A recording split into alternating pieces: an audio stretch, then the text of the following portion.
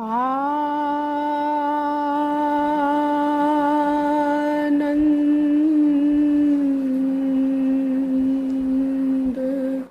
मानंद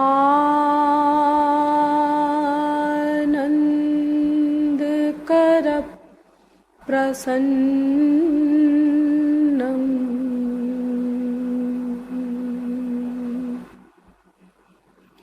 प्रेम स्वरूपम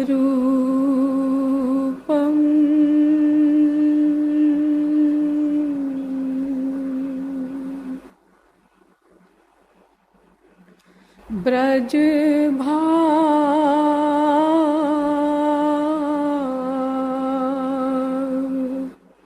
युक्तम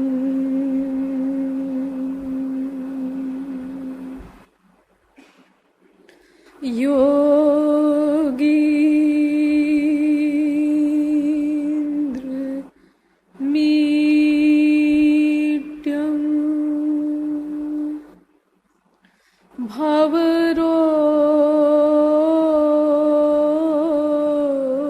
भवरोग वैद्यम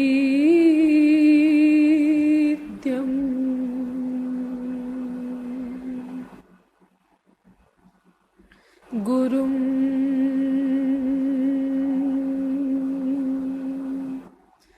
कृपालुं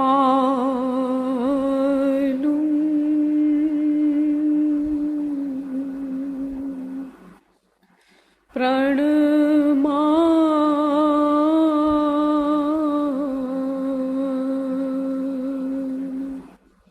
नित्यम्।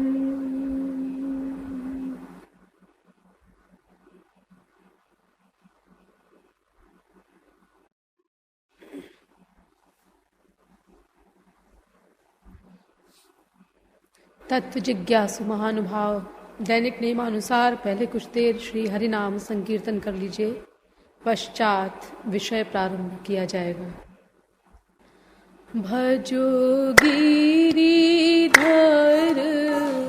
गोविंद गोपाला,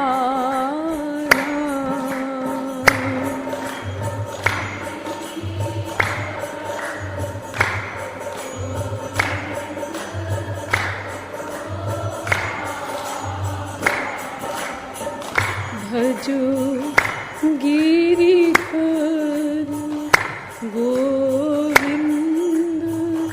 गोपाला,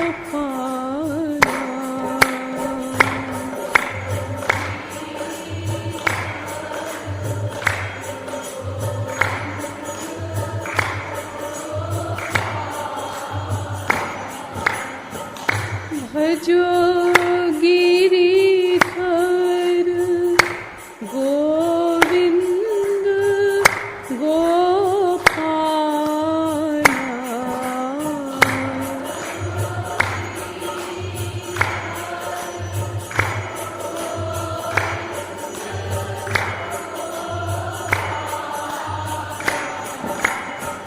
भजो गिरिधर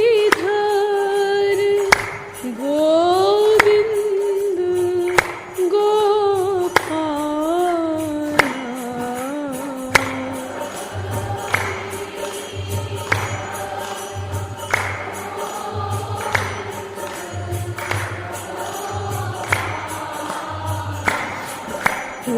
भजो गिरिधर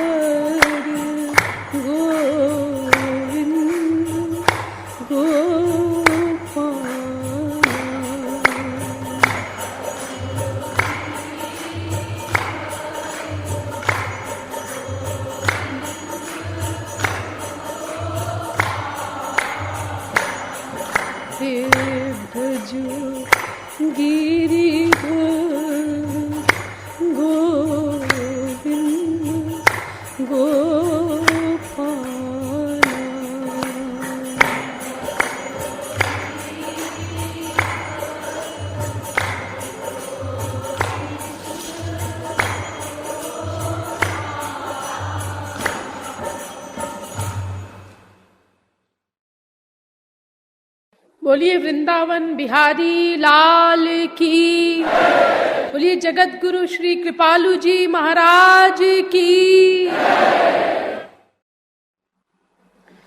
अब आप लोग कृपया समाहित चित्त होकर बैठ जाएं। अब तक आप लोगों को यह बताया गया कि विश्व का प्रत्येक जीव ईश्वर का अंश होने के कारण केवल आनंद ही चाहता है और अनादिकाल से अनवरत प्रयत्न करने के पश्चात भी आनंद की उपलब्धि इसीलिए नहीं हो सकी क्योंकि आनंद ईश्वर का ही पर्यायवाची शब्द है। अतएव बिना ईश्वर को प्राप्त किए प्राप्त नहीं किया जा सकता।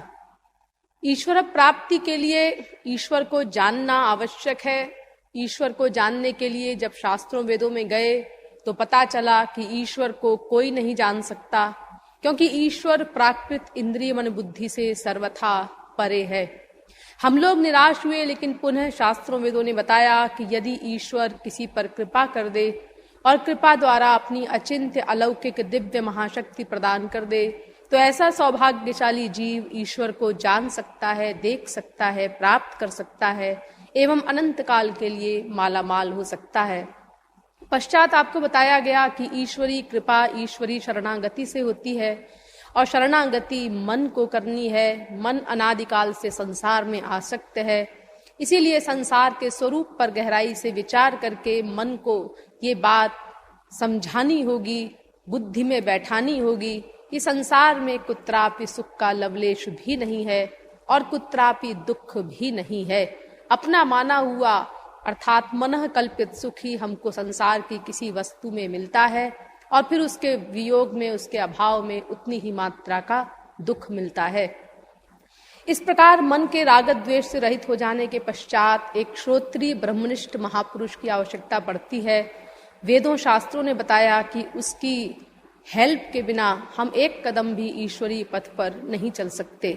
अतएव महापुरुष तत्व का भी विस्तार से आप लोगों के समक्ष निरूपण किया गया।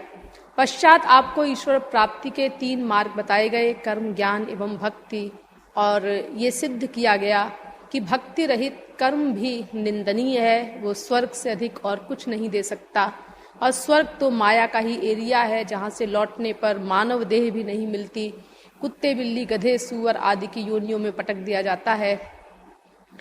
इसी प्रकार भक्ति रहित ज्ञान भी निंदनीय है, लेकिन अगर कोई ज्ञानी ईश्वर भक्ति करता है वो निंदनीय तो नहीं है, लेकिन उसमें भी कुछ बातें विचार करने की अवश्य हैं, जिनमें पहली बात आपको बताई गई कि ज्ञान मार्ग का अधिकारी बनना ही अत्यंत कठिन है, क्योंकि साधन चतुष्टय संपन्न अंतःकरण की शुद्धि के पश्चात ही कोई जीव ज्ञान मार्ग का पहला अक्षर सुनने का अधिकारी होता है। दूसरी ओर भक्ति मार्ग के अधिकारी नातिसक्त नाति विरक्त सभी जीव हैं। अतएव अधिकारित्व भेद की दृष्टि से भी भक्ति योग ही हमारे लिए ग्राह्य है।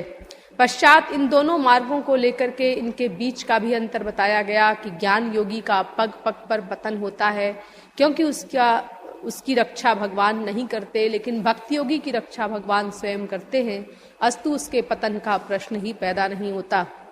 पश्चात अंतिम अंतर बताया गया कि निर्गुण निर्विशेष निराकार ब्रह्मानंद को प्राप्त कर लेने वाले पूर्ण काम परम निष्काम योगी इंद्र अमलात्मा परमहंसवी सगुण सविशेष साकार भगवान के प्रेमानंद में बरबस विभोर हो जाते हैं, जिससे सिद्ध होता है कि भक्ति ही सर्वोपरि है।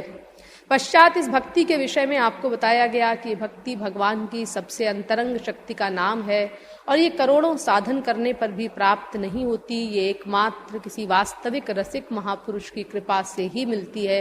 लेकिन उस रसिक महापुरुष की कृपा को पाने के लिए हमको अपना अंतःकरण शुद्ध करना होगा और अंतःकरण शुद्धि के लिए हमें एक दूसरी भक्ति करनी होगी, जिसको साधना भक्ति कहते हैं। ये साधना भक्ति किस प्रकार से की जाती है, इसके लक्षण क्या हैं, इत्यादि विषय पर आज यत्किंचित प्रकाश डालने की चेष्टा करूंगी। ये साधना भक्ति 2 प्रकार से की जाती है। एक को कहते हैं वैधि भक्ति और दूसरी को कहते हैं रागानुगा भक्ति।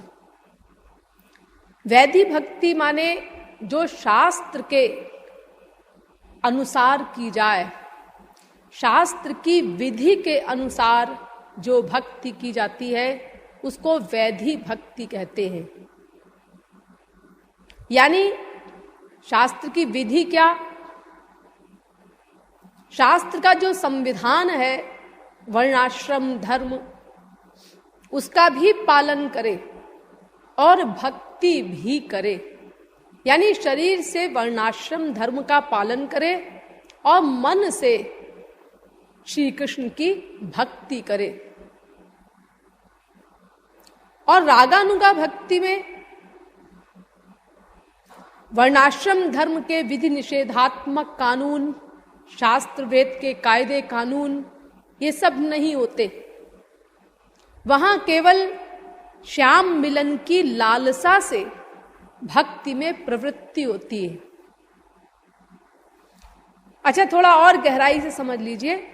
देखिए, जो नवधा भक्ति शास्त्रों में बताई गई है, मैंने भी आपको बताई थी,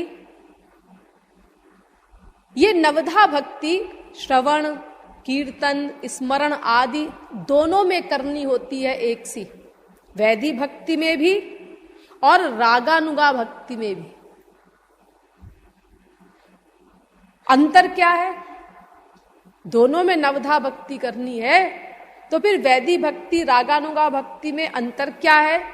वैधि भक्ति में भगवान के महिमा के ज्ञान से प्रवृत्ति होती है, महिमा ज्ञान युक्त।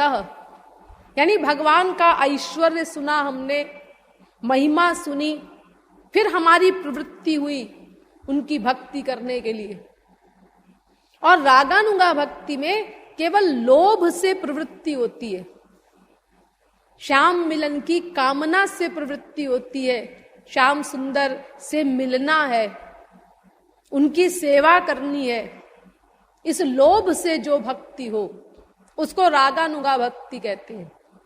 तो वैधि भक्ति में शास्त्र का शासन होता है और ये भय होता है उसमें, यानी ऐश्वर्य का चिंतन होता है भगवान का, और ये भय होता है कि अगर हम श्री कृष्ण की भक्ति नहीं करेंगे तो शास्त्रों में लिखा है कि नरकादि यातनाएं भोगनी पड़ेंगी, और वो 28 प्रकार के 29 प्रकार के नरक होते हैं और वो भयंकर भयंकर उनमें यातनाएं दी जाती हैं। अच्छा, तो फिर भक्ति करनी चाहिए, इसका मतलब ये देखो, नरक के भय से नहीं करेंगे तो नरकादि यातनाएं भोगनी होंगी, 84 लाख में भटकना होगा। ये भय से हमारी प्रवृत्ति हुई और लालच भी रहता है उसमें, भक्ति करेंगे तो मोक्ष मिल जाएगा। तो नरक आदि के भय से और मोक्ष के लालच से भक्ति में प्रवृत्ति होती है, ये वैधि भक्ति होती है। और रागानुगा में सहज प्रवृत्ति होती है, लोभ से प्रवृत्ति होती है।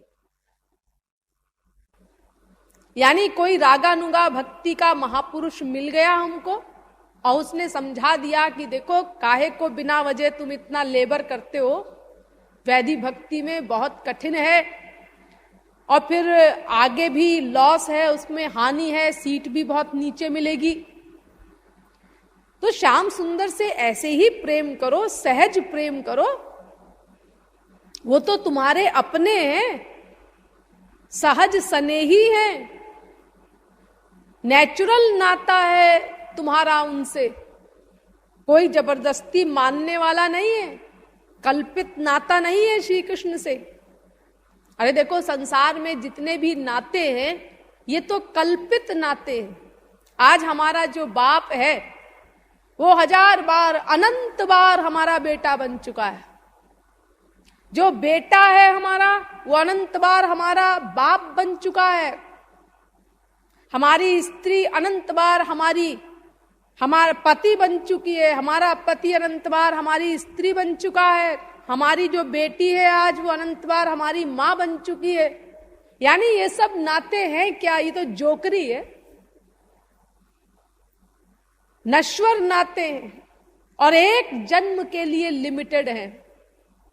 और एक जन्म में भी देखो स्त्री पति का जो नाता है वो क्या है, वो कानपुर की लड़की और वो लखनऊ का लड़का, कहां की लड़की कहां का लड़का, अलग अलग माँ बाप, और वो 7 चक्कर लगाए तो स्त्री पति हो गए। भाई हम लोगों का संबंध हो गया, रिश्ता हो गया। कब हुआ जी रिश्ता? 12 जनवरी को। उसके पहले रिश्ता नहीं था। हाँ, उसके पहले रिश्ता नहीं था, 12 जनवरी को हुआ सन 85 में। और वो एक दिन मर गया, वो पति मर जाए या बीवी मर गई तो रिश्ता टूट गया।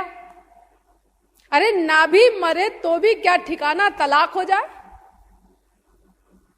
तो संसार के नाते तो सब ऐसे ही जोकरी हैं, मनः कल्पित नाते हैं। लेकिन देखो मन से मान लेने मात्र से भी संसार में कितना गंभीर प्यार हो जाता है, जिसको हम आसक्ति कहते हैं, अटैचमेंट कहते हैं। ये सब मानने से तो हुआ। जो आप इतिहास में सुनते हैं, लैला मजनू का किस्सा, शीरी फरहाद का किस्सा, कितना प्यार था। तो ये क्या पेट से पैदा हुए थे वो लैला मजनू के रूप में आपस में प्यार करते हुए? नहीं, सब कुछ यही मानने से हुआ। और हम लोग सब लैला मजनू से कम थोड़ी ना है, सब लैला मजनू ही है। हरे कोई बाप से प्यार करता है, कोई बीबी से करता है, कोई बेटे से करता है, कोई माँ से करता है। कहीं ना कहीं तो हम लोगों का अटैचमेंट है। अगर हमारा कहीं भी अटैचमेंट न हो तो फिर शास्त्रों वेदों का, भगवान का, महापुरुषों का केवल एक वाक्य पर्याप्त है हमारे कल्याण करने के लिए। श्याम सुंदर ही तुम्हारे हैं, बस एक वाक्य केवल। ये सुना हमने, श्याम सुंदर ही हमारे हैं, और बस माना। और माना कि प्यार हुआ, और प्यार हुआ तो बात बन गई। लेकिन अनंत भगवान के अवतार आए, अनंत संत आए, शास्त्र वेद भी चिल्ला रहे हैं, वो भी हम लोग पढ़ते रहते हैं। हृदय भृतामात्मा स्वयं प्रकृतिरीश्वर तत्पाद मूलम शरणम यतक्षेमो नृणामिह। भागवत 4 स्कंद के 29वें अध्याय का 50वां श्लोक। कृष्ण में नमवेहित्वमात्मानमखिलात्मनां जगद्धिताय सोप्यत्र देही वा भाति मायया। भागवत 10वें स्कंद के 14वें अध्याय का 55वां श्लोक। यानी ये जो आत्मा है ये श्री कृष्ण का देह है। श्री कृष्ण इस आत्मा की आत्मा है, इसीलिए वे ही तुम्हारे हैं। ये अनंत बार हम लोगों को बताया गया अनादिकाल से अब तक। शास्त्रों वेदों के प्रमाण दे दे करके संतों ने बताया, लेकिन हमारी बुद्धि ने हमेशा जजमेंट दिया, नहीं नहीं, श्याम सुंदर हमारे नहीं, ये संसार ही हमारा है। और उसका परिणाम प्रत्यक्ष है। 84 लाख योनियों का ये आवागमन चल रहा है हमारा। तो जब तक हमारी बुद्धि में ये बात नहीं बैठेगी कि श्याम सुंदर ही हमारे हैं, तब तक कोई बात नहीं बनेगी। ये मानना होगा हमको। ये जो मंदिरों में हम लोग जाकर के बोलते हैं ना, त्वमेव माता च पिता त्वमेव, इसको भीतर से रियलाइज करना होगा, खाली वाणी से नहीं, भीतर से मानना होगा। तुम ही मेरी माँ हो, तुम ही मेरे पिता हो, और अब जब तुमने भगवान से कहा कि तुम ही मेरी मां हो, तो फिर संसार में तुम किसी को मां नहीं मान सकते। जब हम कह रहे हैं तुम ही मेरे बाप हो, तो ही माने अकेले, दूसरा कोई बाप नहीं, तो फिर संसार में तुम किसी को अपना बाप क्यों मानते हो? भगवान से कह के आया अभी तुम ही मेरी मां हो, और घर में आया मां मर गई तो रो रहा है। क्यों रो रहे हो भाई? मेरी मां मर गई। अरे तुम्हारी मां तो श्याम सुंदर है, अभी तुम मंदिर में कह रहे थे तुम ही मेरी मां हो। हाँ, बस कहते हैं खाली, मानते नहीं हम इस बात को भीतर से। मानते क्या है? भगवान भी हमारी मां है, और एक मां ये भी है, एक बाप ये भी है, और भगवान भी है। ये भी लगा रखा है हम लोगों ने, और भगवान कहते हैं कि नहीं, ही लगाना होगा, ही, तब मैं कृपा करूंगा। माम एकम शरणम ब्रज, गीता 18वें अध्याय का 66वां श्लोक। केवल एक मेरी ही शरण में आना होगा, केवल मुझसे ही प्रेम करना होगा, मुझको ही अपना नातेदार मानना होगा। ये जो मेरे ठेके हैं ना, अहम त्वाम सर्व पापेभ्यो मोक्षयिष्यामि मा शुचः, तेषामहं समुद्धर्ता मृत्यु संसार सागरात्, तेषां नित्याभियुक्तानां योगक्षेमं वहाम्यहम्। ये सब जो मेरे ठेके हैं, ये ही लगाने वालों के लिए है, भी लगाने वालों के लिए नहीं है। उनके लिए कायदा नहीं है ये मेरी कृपा का। अरे संसार में भी नहीं होता। अगर अपने पति के अलावा कोई स्त्री किसी दूसरे को भी पति मानती है, तो इसका मतलब उसने भी लगा दिया। अपने पति से कह रही है तुम भी हमारे पति हो, तो पति कहेगा क्या मतलब? मतलब कोई और पति भी है तुम्हारा? जी हाँ, एक पति और भी है हमारा। गेट आउट बदतमीज, खबरदार फिर वापिस इस घर में कदम रखा तू। देखो संसार में हमारी हिम्मत नहीं होती भी लगाने की। ये जो कूड़ा कबाड़ा स्त्री पति है, 7 चक्कर लगा करके और स्त्री पति बन गए, यहां भी हमारी बोलने की हिम्मत नहीं है कि तुम भी हमारे पति हो। हाँ, और भगवान, उससे हम ठाठ से अपना कहते हैं तुम भी हमारे हो, और एक माँ हमारी घर में भी है, एक बाप हमारा घर में भी है, और फिर चाहते हैं कि भगवान की कृपा हमारे ऊपर हो जाए, वो वाली जो तुलसी सूर मीरा कबीर आदि पर हुई। तो ये कैसे होगा भाई? तो देखो ये वैदिक भक्ति जो है, इसमें शास्त्र के का शासन रहता है, और नरक आदि का भय रहता है, और मोक्ष आदि का लालच रहता है। उससे भक्ति में प्रवृत्ति होती है, उसे वैदिक भक्ति कहते हैं। और रागानुगा भक्ति में सेवा के लोभ से प्रवृत्ति होती है, लोभ से। जैसे वो समझिए कि एक रसोइया है, वो खाना बनाता है अपने मालिक के लिए, खाना ठीक ठीक बनाता है, सब पूरे प्रयत्न से बनाता है, बढ़िया खाना बने। और उसकी बीवी बनाती है खाना, मां बनाती है खाना, वो भी अपना ठीक ठीक बनाती है। खाना बनाने का स्टाइल दोनों का एक है, उसी प्रकार मसाले वसाले रसोइये ने भी डाले, उसी प्रकार बीवी या माँ ने भी डाले, एक तरीके से खाना बन रहा है, बढ़िया स्वादिष्ट। दोनों का लक्ष्य ये है कि खाना बढ़िया बने। लेकिन रसोइया जो बढ़िया खाना बना रहा है, उसके दिमाग में ये डर है कि अगर बढ़िया खाना नहीं बना तो साहब की डांट पड़ेगी, और हो सकता है हमको नौकरी से भी निकाल दे। बहुत लापरवाही करते हो तुम खाना बनाने में, 2 कौड़ी का खाना बनाते हो, जाओ किसी और को रखेंगे हम, तुमको नौकरी से निकाला जाता है। तो फिर हमारे बीवी बच्चे क्या खाएंगे? भूखे मरेंगे। तो इसलिए खाना ठीक से बनाओ, कहीं कोई गड़बड़ ना होने पाए, बराबर सब रहे, नमक मिर्च वगैरह। इस डर से वो अच्छा खाना बनाता है।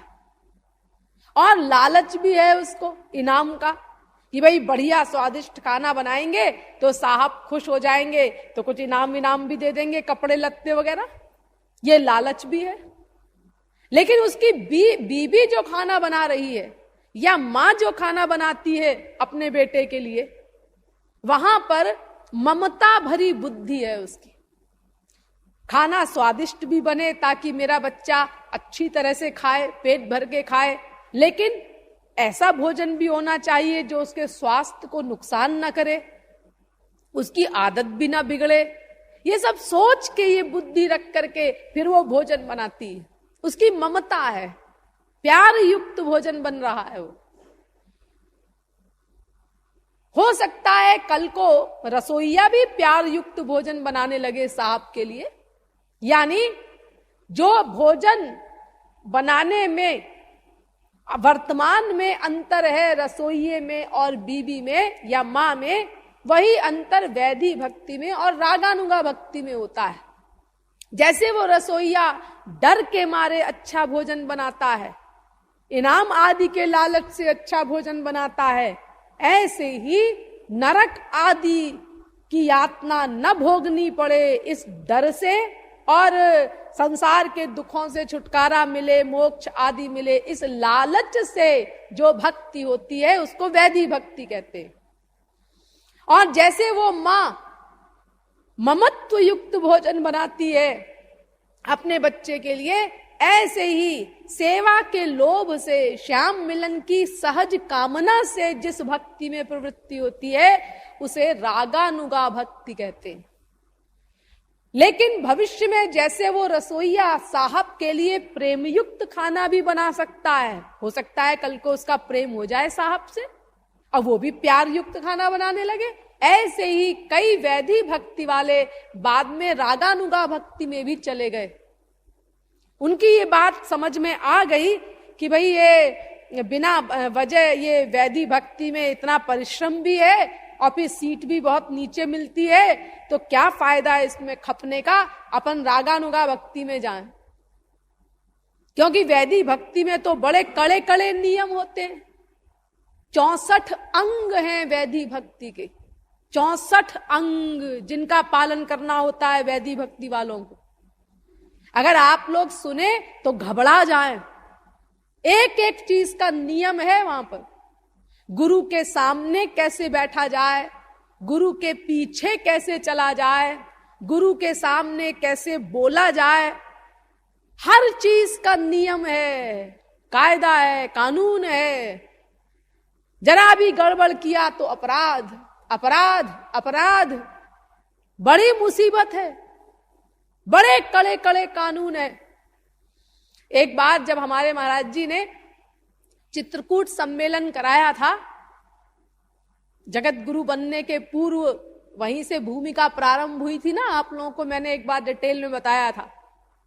तो सन 1955 में चित्रकूट में सम्मेलन कराया था, तो उसमें पूरी इंडिया के सब बड़े बड़े महात्मा, महामंडलेश्वर और जो गद्दीधारी जगत गुरु लोग हैं, ये सबको आमंत्रित किया गया था। सब आए थे वहां पर, बहुत विराट सम्मेलन हुआ था वो। तो उसमें महाराज जी ने स्वयं स्वागताध्यक्ष का पद लिया था। उसके पहले वो कभी पब्लिक में बोले नहीं थे, अपना प्राइवेट में समझाते थे भक्तों को। किसी ने कोई प्रश्न कर दिया तो घंटों समझा रहे हैं आंख बंद करके, लेकिन पब्लिक लेक्चर कभी दिया नहीं था महाराज जी ने। और वो सम्मेलन जो आयोजित कराया उसमें भी अपना नाम नहीं रखा उन्होंने वक्ताओं की लिस्ट में। स्वागताध्यक्ष का पद लिया, वही सब लोगों का की देख रेख, रहने का प्रबंध, उनका हर प्रकार से सुविधा का प्रबंध ये हम करेंगे। और एक एक के पास रोज जाते थे, आपको कोई तकलीफ तो नहीं है, आपको कोई सामान तो नहीं चाहिए। देखिए दीनता महापुरुषों भगवान की आप लोग अनुभव कर चुके हैं हजारों लाखों बार कौन है महाराज जी, लेकिन दीनता देखो। जैसे ठाकुर जी ने काम लिया था ना ब्राह्मणों की झूठी पत्तल उठाने का राजसूय यज्ञ में युधिष्ठिर के, ऐसे ही महाराज जी ने काम लिया स्वागताध्यक्ष का। तो एक एक के पास जाकर के रोज पूछते थे जहां वो ठहरे थे और उनकी आवश्यकताओं की पूर्ति करते थे। तो एक बार एक जगत गुरु, मैं नाम नहीं बताऊंगी कौन से संप्रदाय के थे वो, तो उनके यहां महाराज जी गए पूछने के लिए, रोज ही जाते थे। तो वो अंदर थे, तो महाराज जी उनकी प्रतीक्षा करते हुए बाहर 15 मिनट तक बैठे रहे। तो बैठे बैठे नेचुरलिटी में श्री महाराज जी का चरण ये ऊपर आ गया पैर के, यूं इस प्रकार से यहां पर रख लिया उन्होंने, यानी अपने आप चला गया नेचुरलिटी में। महाराज जी तो कभी इन सब बातों पर ध्यान देते ही नहीं है, पूरी लाइफ में कभी उन्होंने इन सब बातों पर ध्यान नहीं दिया। अरे शरीर से तो जैसे उनको कोई मतलब नहीं, शरीर की किसी बात से उनको मतलब ही नहीं। यहां तक कि बहुत बार ऐसा हुआ है कि अगर कपड़ा उल्टा रखा है तो उनको यही नहीं पता चलता कि ये उल्टा है, सिलाई उलाई सब दिख रही है उसकी, जैसा रखा होता है वैसा ही पहन लेते हैं। आप लोगों ने भी बहुत बार देखा होगा ऐसा। एक बार तो श्री महाराज जी का पब्लिक लेक्चर चल रहा था, 1-1.5 लाख की पब्लिक आती थी उसमें, और वहां तब श्री महाराज जी बगल बंडी पहनते थे और प्रकाशानंद जी वो जाते थे पहले से तैयारी आदि करने के लिए महाराज जी के प्रवचन की, महाराज जी के प्रचारक। तो महाराज जी जब वहां पहुंचे, लेक्चर देने के लिए बैठ गए, तो वो प्रणाम करने के लिए जब आए महाराज जी को, तो उन्होंने देखा कि महाराज जी तो उल्टी बगल बंडी पहने। भला बताओ, बगल बंडी जैसी चीज पता नहीं चली कि उल्टी है, जिसमें दूसरे कपड़े का अस्तर लगा होता है।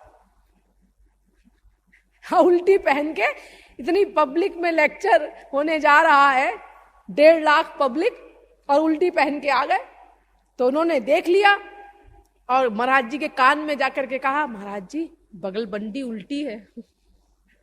महाराज जी ने अपना पूरा दुपट्टा वगैरह कस के पूरा ढक लिया उसको कि पब्लिक को दिखाई ना दे कि बगल बंडी उल्टी है, और मैं पोल खोल रही हूं आप लोगों के सामने।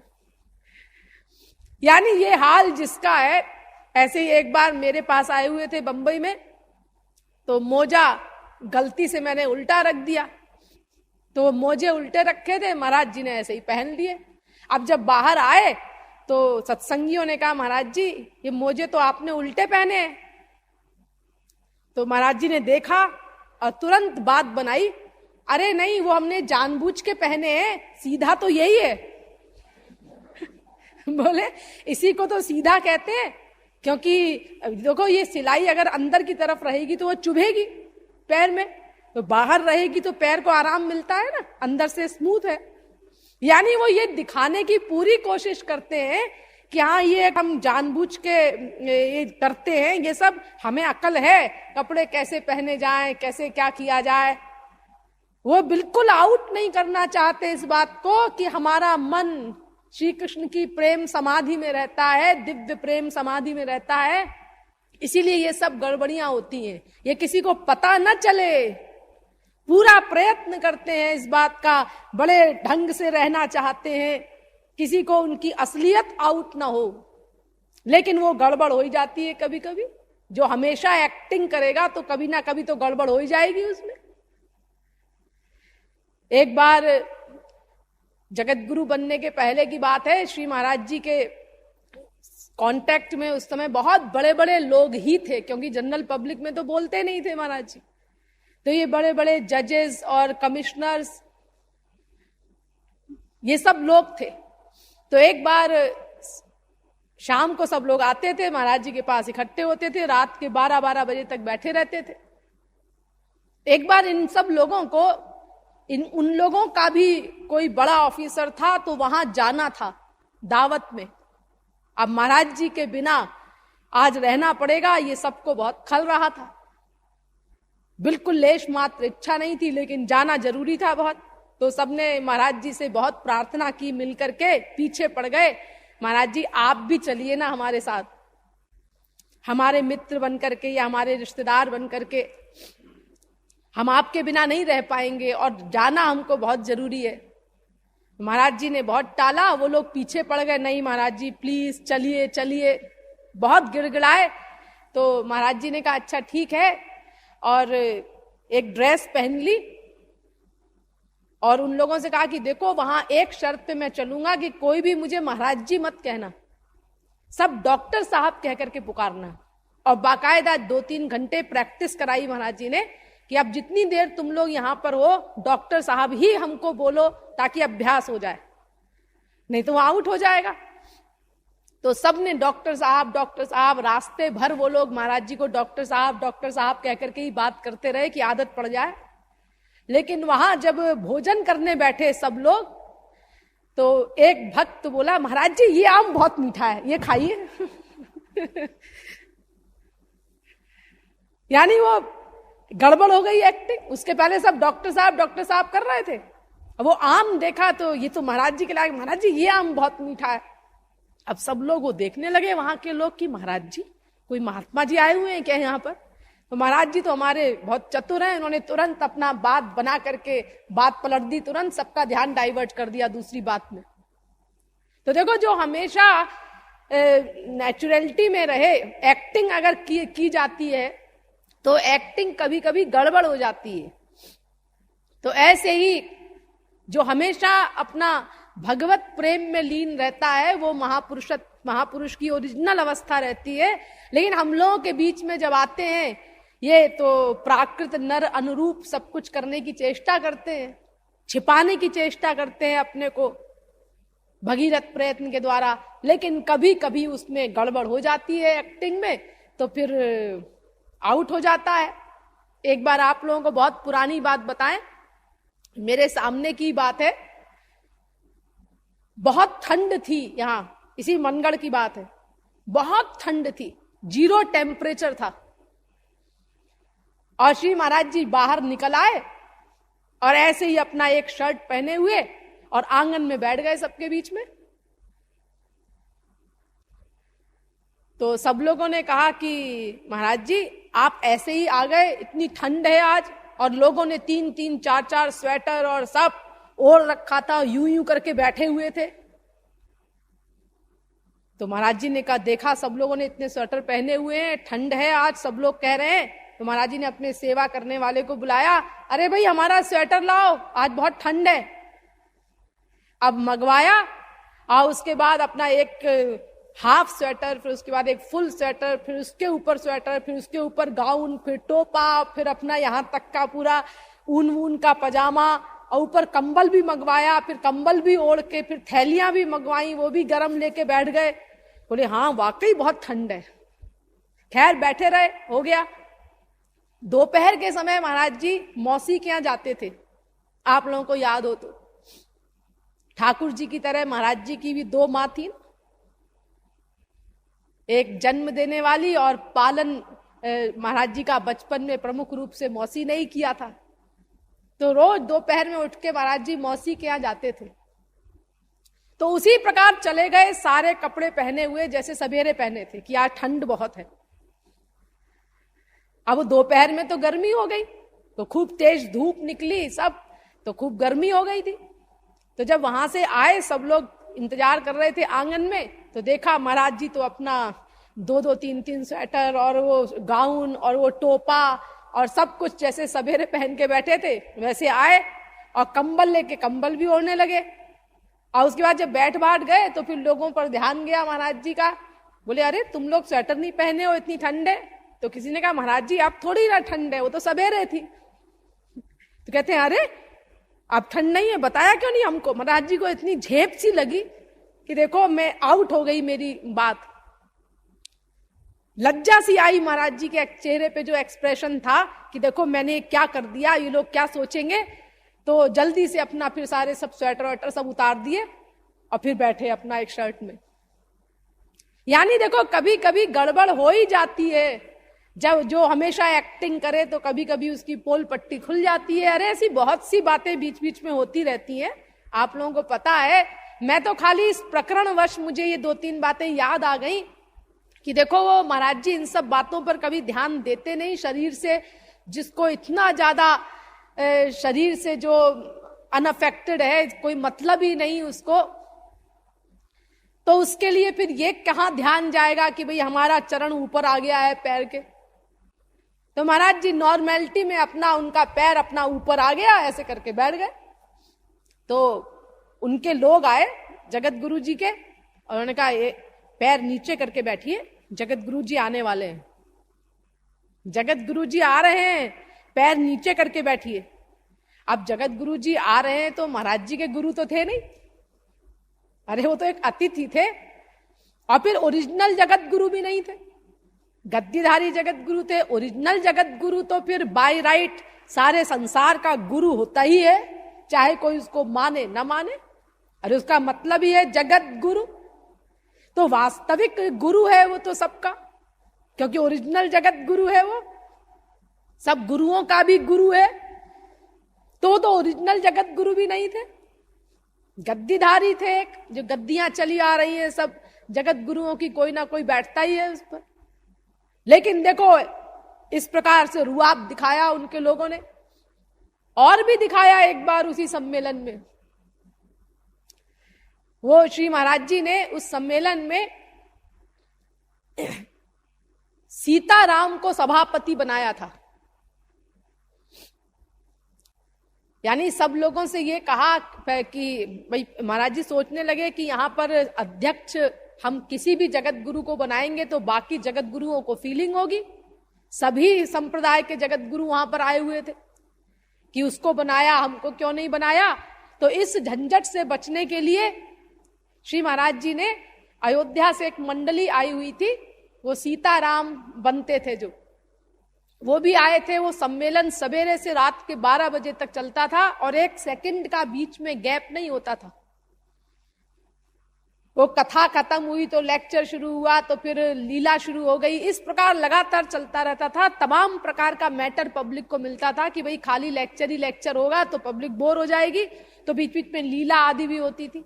तो अयोध्या की मंडली आई हुई थी, तो जो बच्चे सीताराम बनते थे तो वो भी आए थे कि महाराज जी हमारा भी यहाँ पे करवा दें तो थोड़ी आमदनी वगैरह हो जाए हमको।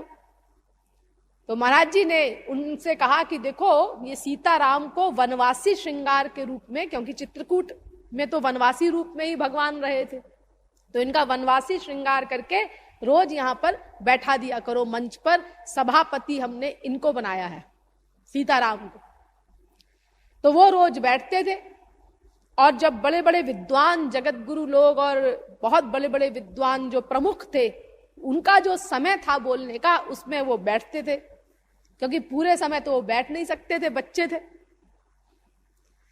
तो श्री महाराज जी ने सबसे कहा जगत गुरुओं से कि देखो ये चित्रकूट है और यहां पर भगवान वनवासी के रूप में रहे,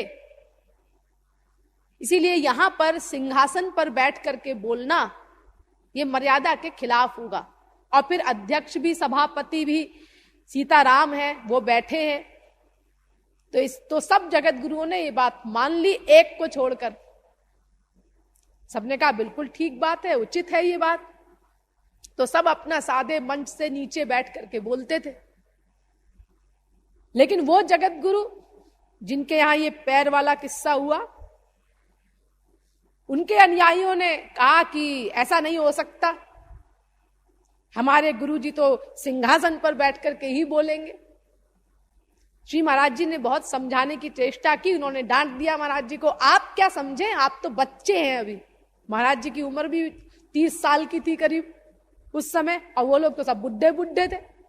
तो डांट दिया, अरे आप कुछ नहीं समझते ये सब बात, जगत गुरु की क्या मर्यादा होती है, बच्चे हैं आप अभी, हम जो कह रहे हैं उस बात को मानिए। वो बिना सिंहासन के नहीं बोल सकते। महाराज जी ने कहा भाई अपने आश्रम में जब रहते होंगे तो क्या हर समय सिंहासन पे बैठ के बोलते होंगे? अरे किसी अनुयायी ने कोई प्रश्न किया तो पहले सिंहासन पे जाके बैठेंगे, बाद में उत्तर देंगे, ऐसा तो नहीं होता होगा। लेकिन अनेक प्रकार से समझाने की चेष्टा करके भी उनको समझ में नहीं आया। तो अब बड़ी वो हुई, भाई धर्म संकट पड़ा कि क्या किया जाए। तो खैर अंत में ये डिसाइड किया महाराज जी ने कि जिस समय वो सीताराम के स्वरूप सभापति के रूप में नहीं बैठते, उस समय जो वक्ता बोलते हैं उनमें इनको समय दे दिया जाए।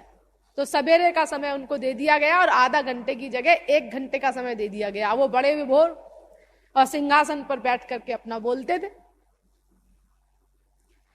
और लेकिन जब वो खत्म हो गया सम्मेलन वगैरह, वो चले गए, तो वहां से उन्होंने पत्र लिखा, किसी ने उनको कह दिया होगा कि अरे ये तो साधारण वक्ता बोलते थे उस समय आपको समय दे दिया उन्होंने। अरे वो तो मजबूरी में देना पड़ा, जब तुम तैयार ही नहीं थे एडजस्ट करने के लिए। तो उन्होंने महाराज जी को चिट्ठी लिखी कि आपने हमारा अपमान किया और हमको दूसरे वक्ताओं के साथ बैठा दिया, साधारण वक्ताओं के साथ बोलने के लिए।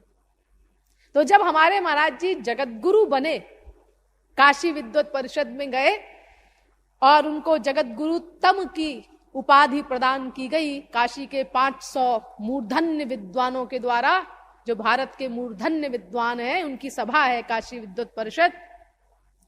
तो उस समय वो जगत गुरु भी वहां बैठे हुए थे उन लोगों में। तो जब महाराज जी को उपाधि दी जा रही थी तो नीचे सिर करके मुस्कुरा रहे थे कि हम इन पर रुआब मारा बहुत हमने इन पर, और अब ये हम पर रुआब मारेंगे क्योंकि ये तो ओरिजिनल जगत गुरु बन रहे हैं, हम तो वैसे ही गद्दीधारी हैं। देखिए हमारे महाराज जी तो इतने सरल हैं कि वो किसी पे क्या रुआब मारेंगे, वो तो इतने भोले इतने सरल हैं कि हम ही लोग उन पर रुआब मार देते हैं कई बार। हाँ, आप लोगों को पता ही है। तो देखो ये वैदिक भक्ति में कितने कड़े कड़े कानून होते हैं, ऐसे मत बैठो, ऐसे मत चलो, ऐसे मत खड़े हो, कड़े कड़े 64 अंग होते हैं वैदिक भक्ति के। लेकिन रागानुगा भक्ति में केवल भावना देखी जाती है।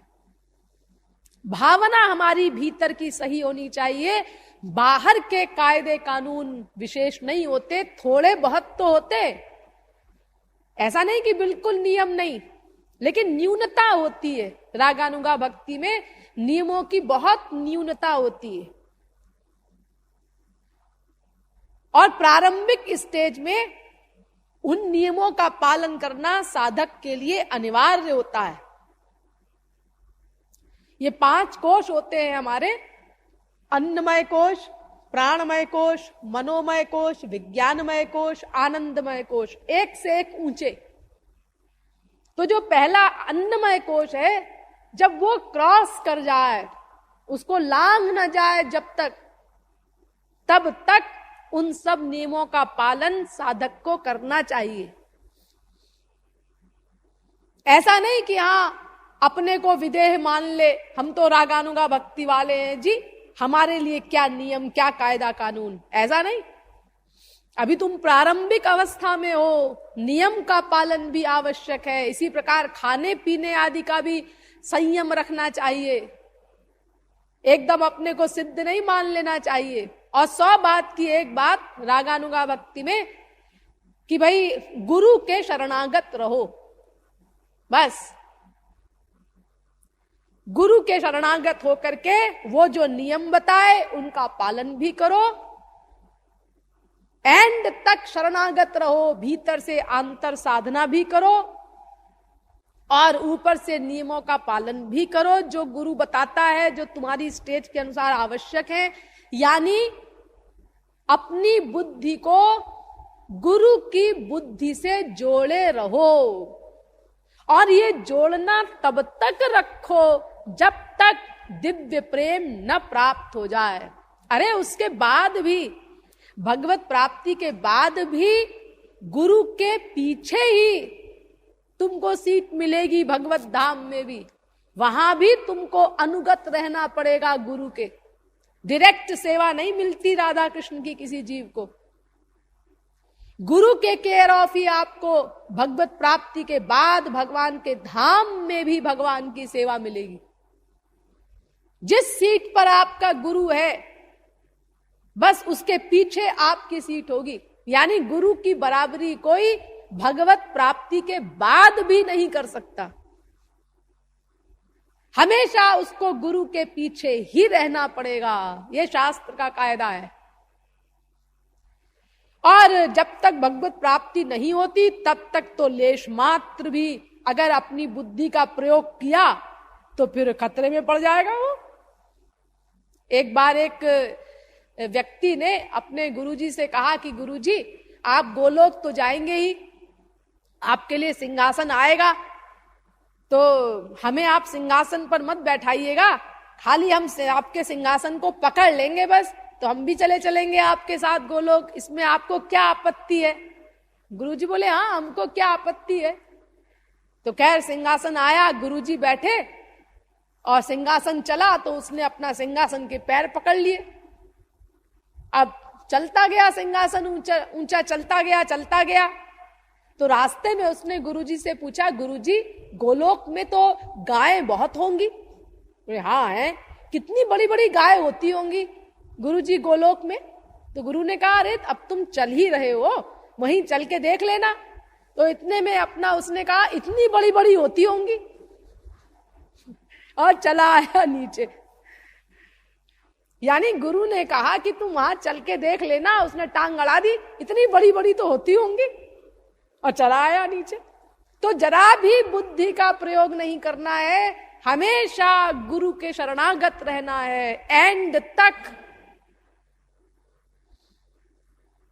तो ये रागानुगा में नियमों की न्यूनता है, लेकिन नियम है तो जिनका पालन करना है हमको गुरु के आदेशानुसार, गुरु की शरणागति में रह करके, और साथ साथ आंतर साधना भी करनी है। तो अब आप लोग समझ गए वैदिक भक्ति और रागानुगा भक्ति का अंतर, कि वैदिक भक्ति में शासन शास्त्र का, भय नरक आदि का, लालच मोक्ष आदि का, ये सब रहता है। और रागानुगा भक्ति में सेवा के लोभ से प्रवृत्ति होती है, श्याम मिलन की कामना लेकर के चलता है वो साधक। और प्रारंभ में तो नियम का पालन भी आवश्यक है, प्लस आंतर साधना तो करनी ही है गुरु शरणागति में रह करके।